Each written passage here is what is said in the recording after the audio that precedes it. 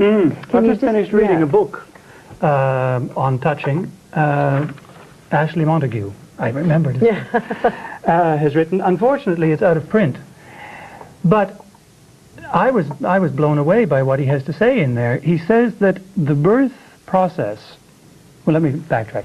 The child is born at 9 months, not because it's finished at 9 months, but because at 9 months, that's the time when the head can come through the birth canal. Right. And that the baby needs a further 9 months outside the womb before it's complete. The contractions during birth stimulate the breathing, the digestive system, the bowel, the bladder, and get it prepared for life outside the womb. Amazing. The skin is the largest organ of the body, and it's through stroking and holding and stimulation of the skin that the survival mechanism of the human outside the womb actually is encouraged and triggered to survive. Now, he also points out that the breast is the a substitute for the umbilical cord. It gives the connection back to the mother. And it does. And the nourishment. And that a baby instinctively knows, a 1 day old infant knows through its bones, its skin, all of its senses, but primarily through the bones and the ligaments and joints, it can tell what the feelings are of the person who's holding it. Amazing. So and for adoptees. For adopted people, we have an enormous handicap, because no matter how much love is given afterwards, in that initial period of post-birth, when not only the baby needs the mother, but the mother needs the baby. That's been cut off. That's cut. And you see, I think for the mothers out there who've given up their children, they need as much healing help in the form of guidance as the adopted person.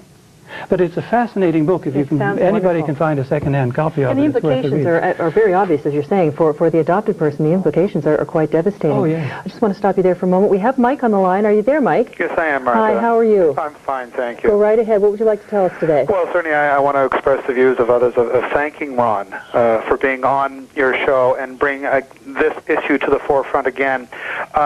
One word that sort of comes to mind for adoptees, another word for birth parents. For the adoptee, it's truth. Yeah. Just the fact of truth about their origins, not only for themselves, but for certainly their children and their children's children. Of course, that's right. And for it is this immense sense of closure that they absolutely need. Mm-hmm. Unfortunately, Canada seems to be hung up on yesteryear's social mores of the day. And we haven't progressed. And as Ron has indicated, you know, we are very behind the times here on the world scale. Most of the Commonwealth countries have opened up. Certainly Europe takes pride in its heritage. Yeah. And you know, more people need to speak out. I'm sure Ron will attest to that. So those really are my comments. Thanks, Mike. Thank you very much. Nice to hear you again. Right. You too. I was very struck in doing my research on this via the internet. It's amazing what's out there on the net, isn't it? There's lots of connections on the net. Oh, yes. Well, I read Hansard every day from the Nova Scotia legislature. Of course.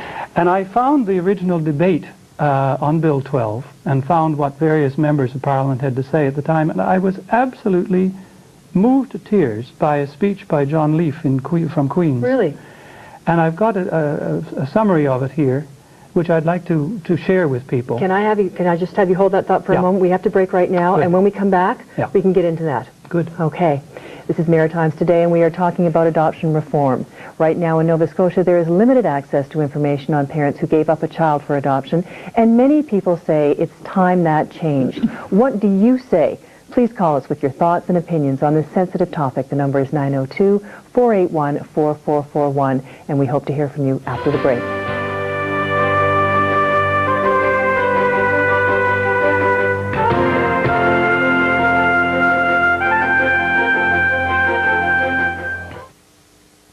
Your